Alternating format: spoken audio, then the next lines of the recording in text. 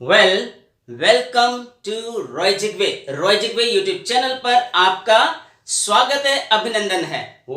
आज के इस वीडियो में हम आपके लिए लेकर के उपस्थित हैं एक्सरसाइज, आर्टिकल से संबंधित एक्सरसाइज। और आर्टिकल्स के बारे में आपको पता है, हमने अपने पिछले वीडियोस में बहुत ही डीप में जाकर के चर्चा किया हुआ था। ये वीडियो उन सभी स्टूडेंट्स के लिए बेहद महत्वपूर्ण साबित होगा जो तैयारी में लगे हुए हैं, तैयारी करना चाहते हैं, सफलता को अपनी मुट्ठी में करना चाहते हैं, जैसे one day exams, NDA, CDS, air force, MNS, navy, AFCAT, SSC, CGL, MTS, bank, railway जैसी जितनी भी वनडे एग्जाम्स हैं, या इसके अलावा TGT, PGT, CTET, UPTET, super TET, junior जैसी जितनी भी परीक्षाएं हैं, एएफओ वगैरह, उन सभी में यह वीडियो आपके लिए बेहद महत्वपूर्ण है। इसमें हम एक्सरसाइज, आर्टिकल से जो संबंधित है उसकी बात कर रहे हैं, इसलिए वीडियो को आप अंत तक देखिएगा, कंप्लीट देखिएगा। एक मस्ट वॉच वीडियो साबित होने जा रहा है आपके लिए। मैं हूं आपका अपना इंग्लिश ट्रेनर एच.एम. रॉय और आप तक ये वीडियो पहुंच रहा है रॉय जिगवे यूट्यूब चैनल के माध्यम से, जिसके बारे में आपको पता है, ये ठाना है कि सफलता तो आपको दिलवाना है, क्योंकि जब तक नहीं होंगे बेस्ट तब तक नहीं करेंगे हम रेस्ट। आइए चलिए शुरू करते हैं वीडियो को। तो यहां हम देख रहे हैं कि आपको fill in the blanks with appropriate articles a and the, यानी ए एंड द दोनों तीनों में से कोई एक हमें यहां फिल करना है।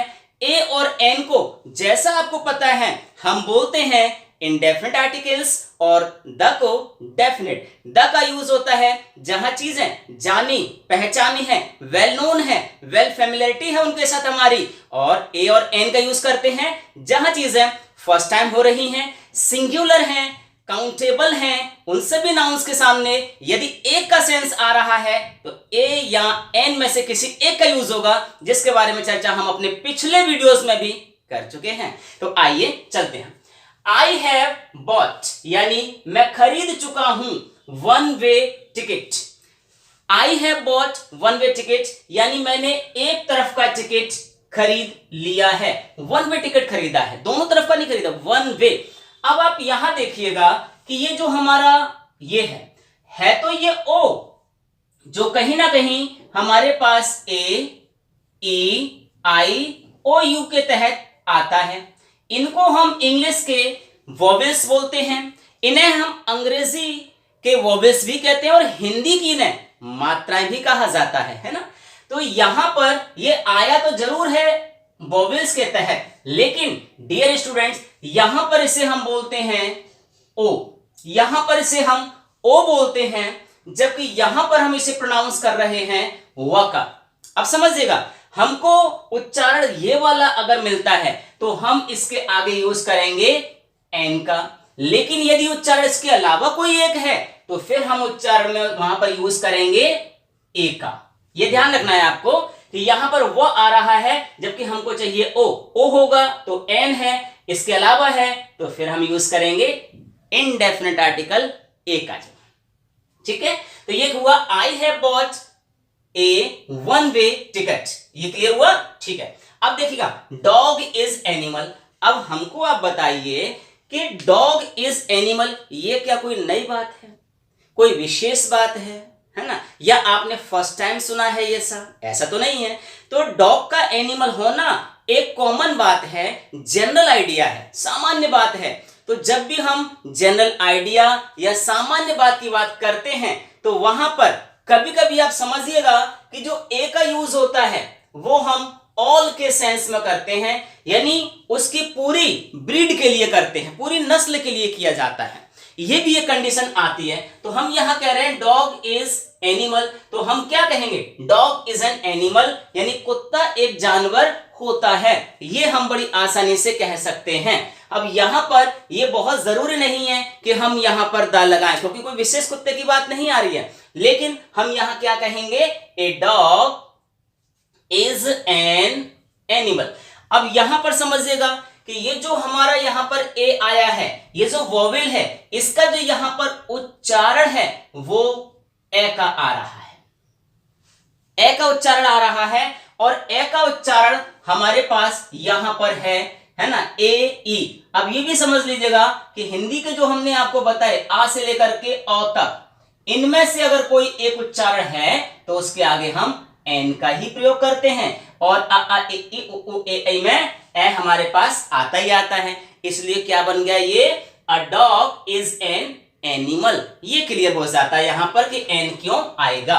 अब देखिए अगला, will you give me piece of bread. हमने अपने जब नाउंस के बारे में आपको चर्चा कराया था, आपके समक्ष चीजें रखी थी, तो वहां पर यह स्पष्ट किया था कि कुछ ऐसे अनकाउंटेबल नाउंस होते हैं जिनमें डायरेक्ट हम ए या एन का प्रयोग नहीं करते, उनमें हमें कहीं ना कहीं कुछ वर्ड्स जोड़ने पड़ते हैं, जैसे पीस ऑफ, है ना, जैसे आर्टिकल्स ऑफ, है ना, इस प्रकार के वर्ड्स हमें जोड़ने पड़ते हैं। तो वही है कि जो ब्रेड है वो अनकाउंटेबल नाउन है, एक ब्रेड की बात आ रही है तो हम क्या कहेंगे, ए पीस ऑफ ब्रेड, है ना, क्योंकि यहां पर ये जो पी है ये कॉन्सोनेंट ध्वनि है, कॉन्सोनेंट उच्चारण है आपके लिए, ये हिंदी के व्यंजन का साउंड है, हिंदी के व्यंजन का साउंड है, जो का से लेकर के, जो का से स्टार्ट होते हैं और ज्ञा तक चलते हैं।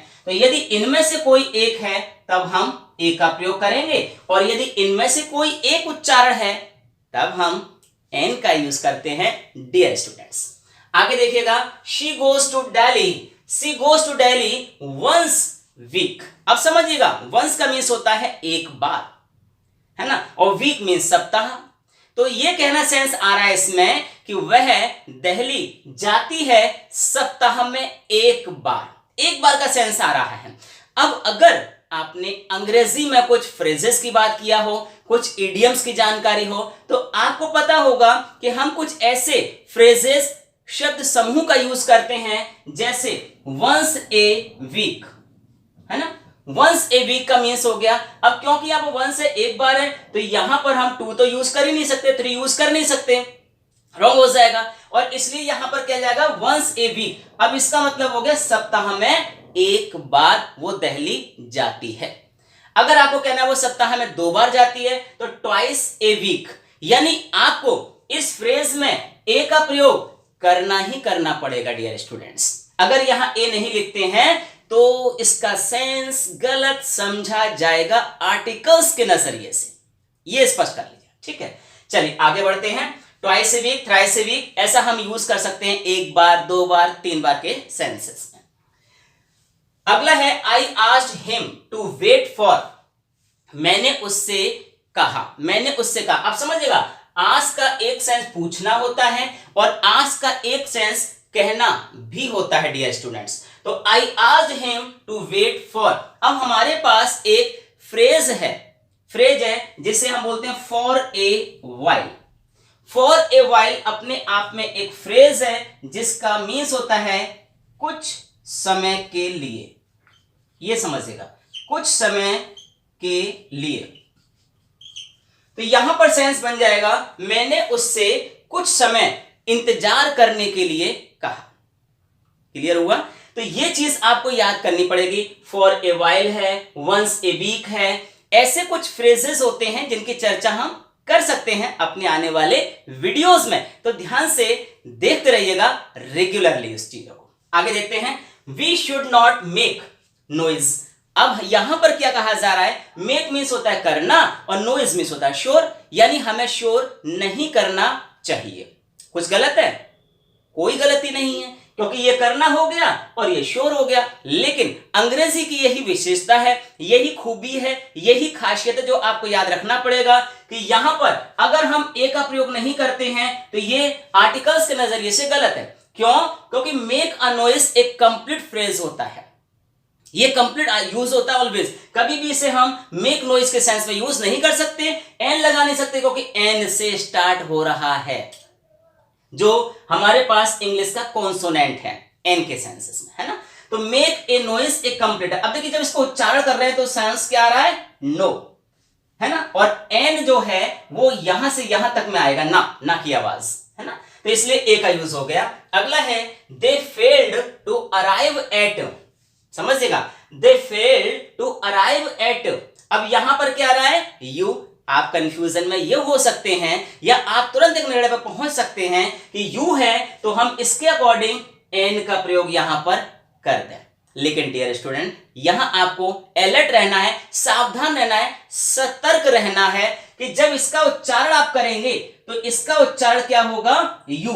इसका उच्चारण हम यू मान करके चल रहे हैं, यू, है ना, जबकि हमको एन के यूज के लिए यहां पर चाहिए सेंस कहीं ना कहीं आका सेंस चाहिए, या जैसा हमने कहा जैसे अम्ब्रेला होता है तो अम्ब्रेला में भी यू आता है लेकिन उच्चारण आका होता है, ए का उच्चारण होता है, इसलिए वहां पर एन लगाते हैं। लेकिन यहां पर जो उच्चारण है यू का, वो यू इसमें नहीं आता है, वो इसमें नहीं आता है, वो इसमें आता है, और यहां पर क्या कंडीशन है, ए का यूज होगा। इसलिए एट ए यूनेनिमस डिसीजन, एट ए यूनेनिमस डिसीजन के सेंस में हम यहां पर यूज कर सकते हैं। अगला point, word may have more than one meaning. अब समझिएगा कि किसी भी एक शब्द में एक से ज्यादा अर्थ हो सकते हैं उसके, तो यहां पर कहा जा रहा है this word may have more than one meaning, यानी कि इस शब्द के एक से ज्यादा अर्थ हो सकते हैं, लेकिन दिस हमें लगाना नहीं है क्योंकि ये आर्टिकल नहीं है, हमें आर्टिकल्स की बात करनी है, तो हम एन का यूज कर नहीं सकते यहां पर क्योंकि वोवेल का सेंस नहीं है। और ये कोई विशेष वर्ड की बात नहीं कर रहे हैं कि किसी खास वर्ड के ही एक से ज्यादा मीनिंग होते हैं, बहुत सारे अंग्रेजी में ऐसे वर्ड है जिनके सेंस एक से ज्यादा होते हैं, इसलिए हमारा सेंस यहां पर जाएगा सीधा सीधा ए के लिए। तो यहां पर हम यूज करेंगे डियर स्टूडेंट्स ए का, और यह हो जाएगा अ वर्ड में have more than one meaning, यानी कि एक शब्द के एक से ज्यादा सेंस हो सकते हैं, ये बात बिल्कुल स्पष्ट है। तो ये था डियर स्टूडेंट्स आज का वीडियो आपके लिए। उम्मीद है कि ये एक्सरसाइज जो हमने आपके समक्ष सॉल्व की है, आपकी दहलीज पर पहुंचाई है रोइजिक यूट्यूब चैनल के माध्यम से, आपको बेहद पसंद आएंगी, अच्छी लगेंगी, और आपकी तकदीर और किस्मत के निर्माण में ये कहीं ना कहीं अगर आप समझें तो महत्वपूर्ण भूमिका निभा सकती है। मानो तो पायल, ना मानो तो पत्थर तो है ही, वो कंडीशन आपको चलती का नाम गाड़ी है। तो जो व्यक्ति एक्सरसाइज को करेगा, अध्ययन करेगा, निश्चित तौर पर आगे बढ़ेगा। बाकी सबके लिए तो एक सिर्फ एक लेख है, राइटिंग है, वीडियो है। तो जनाब आप याद रखिएगा कि किस तरीके से आपको अपनी तकदीर का निर्माण करना है, किस्मत को बनाना, क्योंकि कोई काम नहीं है मुश्किल जब किया इरादा पक्का।